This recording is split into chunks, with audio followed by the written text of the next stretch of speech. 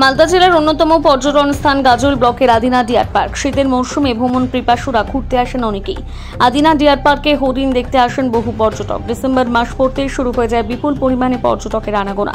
পর্যটকদের সুবিধার জন্য আদিনা ডিয়ার পার্কের ভেতরে পরিকাঠামো উন্নয়নের কাজ চলবে, তাই 1 ডিসেম্বর থেকে 7 ডিসেম্বর পর্যন্ত বন্ধ থাকবে আদিনা ডিয়ার পার্ক। 7 দিন বন্ধ থাকায় প্রবেশ নিষেধ থাকবে সাধারণের। পর্যটকদের অতিরিক্ত সুবিধার জন্য ঢেলে সাজানো হচ্ছে আদিনা ডিয়ার পার্ক। বিশেষ করে আদিনা ডিয়ার পার্কের মূল প্রবেশ গেট দিয়ে যে রাস্তা গেছে, সেই রাস্তা সংস্কারের পাশাপাশি শৌচালয় এবং বিভিন্ন জায়গাগুলো মেরামত করা, পাখির খাঁচা মেরামত, একাধিক বিষয় নিয়ে পর্যটকদের সুবিধার জন্য 7 দিন বন্ধ থাকবে আদিনা ডিয়ার পার্ক।